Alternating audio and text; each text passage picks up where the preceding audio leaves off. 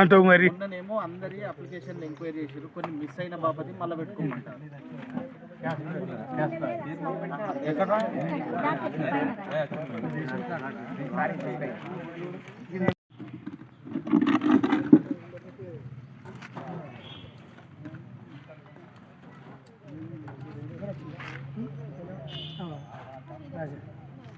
ఒకటే అప్లికేషన్ ఇప్పుడు డాక్యుమెంట్ ఉన్నదా మనకు? ప్లాట్ ఏమన్నా పేపర్ ఉన్నాయా? లేకపోతే ఇది ఒక ఫామ్ నింపి అన్నది నీది ఆధార్ కార్డు పెట్టింది.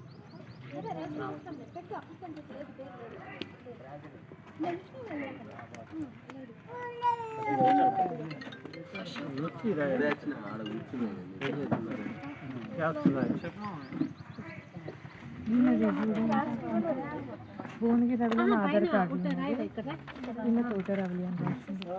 భువనగిరి అని రాయాలి కదా.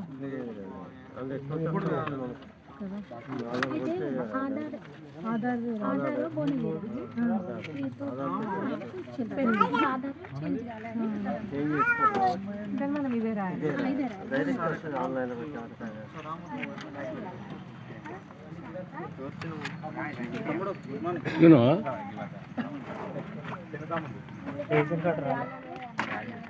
ఇప్పుడు అప్లై చేసుకున్నా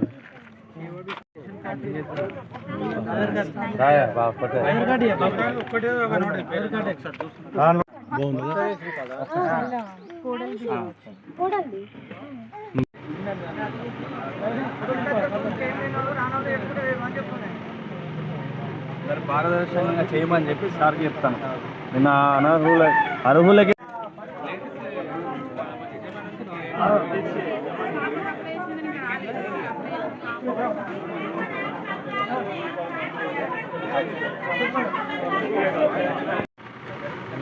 అమ్మది అనుకుంటాడా?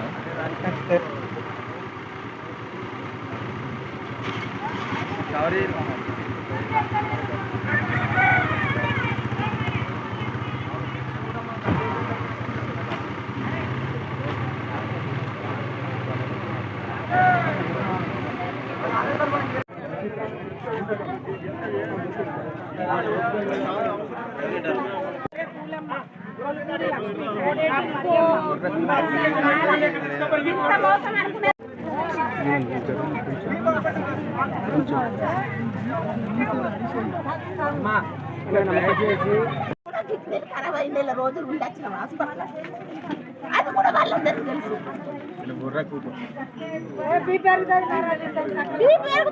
ప్రతి ఓటుకు తిరిగినాం సార్, మీకు కూడా తెలుసు, మీరు కూడా తిరిగారు మాతోటి.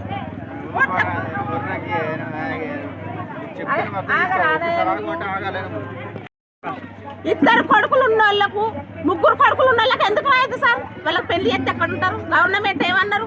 ఇద్దరు కొడుకులు ఉన్న వాళ్ళకు తల్లిదండ్రులు వెళ్ళగొడతారా బయటికి? తల్లిదండ్రులు పాతింటుంటే ఉన్న కొడుకులకు జాగిచ్చిస్తామన్నారు. సరే జాగియకుండా ఉన్న జాగిస్తేది సార్ ఇది గవర్నమెంట్. ఇందులో ఏం లాజికులు? ఇక్కడ గవర్నమెంట్ తప్పు చేయదు.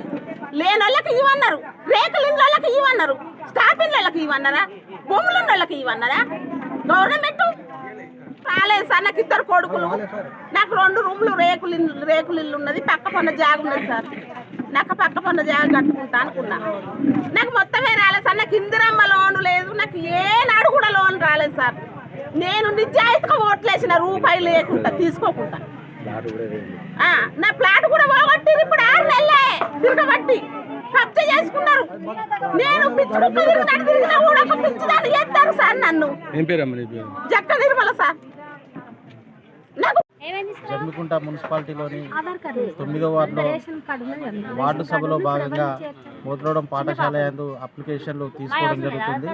ఇదివరకు ఇందులో భాగంగానే అప్రూవల్ అయినటువంటి రేషన్ కార్డులు 89 మరియు కొత్త రేషన్ కార్డుల కోసం 30 దరఖాస్తులు, అడిషన్ దరఖాస్తులు ఒక 20, ఇందిరమ్మ గృహాలకు అప్లై చేసుకున్న వారి విత్ సైట్స్తోని 86, వితౌట్ సైట్స్తోని 85 లిస్టు రావడం జరిగింది.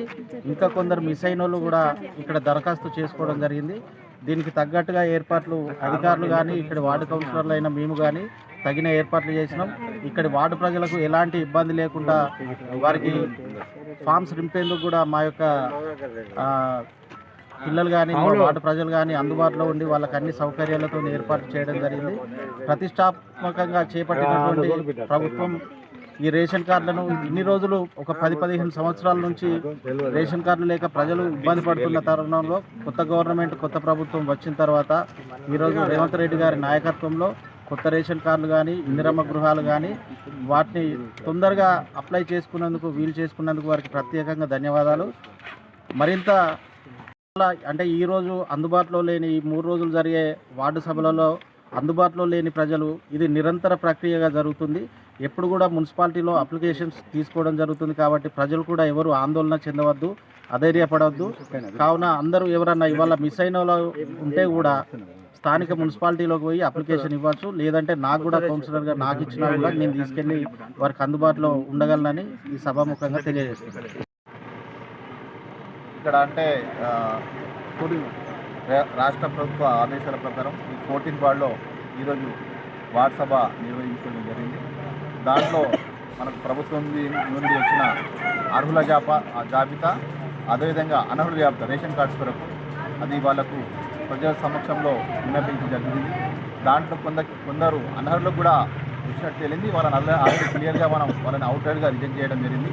ఎవరైతే అర్హుల నుండి కూడా రాలేదో వాళ్ళ యొక్క దరఖాస్తు కూడా స్వీకరించడం జరుగుతుంది.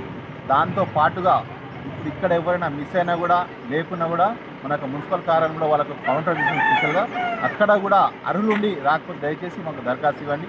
ఒక్కరు కూడా అర్హులైన వారు మిస్ కాకూడదనేదే ప్రభుత్వం యొక్క ఉద్దేశం. ఎక్కడ ఒక్క పేదవాడు కానీ నిజంగా అర్హత కలిగిన వాడు ఖచ్చితంగా సంక్షేమ పథకాలు అందించాలనేదే ప్రభుత్వం యొక్క ఉద్దేశం. ఆ ఉద్దేశం ప్రకారమే ఈ యొక్క వార్డు సభలు ట్రాన్స్పరెన్సీ అంటే ఇంత పారదర్శకంగా ప్రజల ముందే ప్రజల సమక్షం ఉండే అర్హులు ఎవరో అనర్హులు అనే డిసైడ్ చేస్తున్నంటే దానికంటే ఎక్కువ పారదర్శకత ఉండదు. కాబట్టి దయచేసి ప్రజలందరూ సహకరించాలి. ఎక్కడన్నా ఇబ్బంది ఉంటే ఒకవేళ ఈరోజు ఇప్పుడు అప్లికేషన్ చేసి ఎట్లా హాస్పిటల్కి వెళ్ళినా ఊరికి వెళ్ళినా మనం మున్సిపల్ కార్యాలయం ఒక కౌంటర్ తీయడం జరిగింది. అక్కడ తీసుకొచ్చిన తప్పకుండా తీస్తాం. మీరు ఇచ్చిన దరఖాస్తులు ఎవరైతే అర్హులు ఉన్న వారు ఇచ్చిన దరఖాస్తులు తప్పకుండా మనం మళ్ళీ పరిశీలిస్తాం. ప్రభుత్వ ఆదేశాలు రాగానే మళ్ళీ పరిస్థితి అర్హులందరినీ ఎంపిక చేస్తాం. ఎవ్వరు కూడా మిస్ కాకుండా చూడాలనేదే ప్రభుత్వ ముఖ్య ఉద్దేశం. సింపుల్ వైట్ కాగితాలు మా అధికారుల దగ్గర ఉన్నాయి. దానికి ఫామ్ అవసరం లేదు.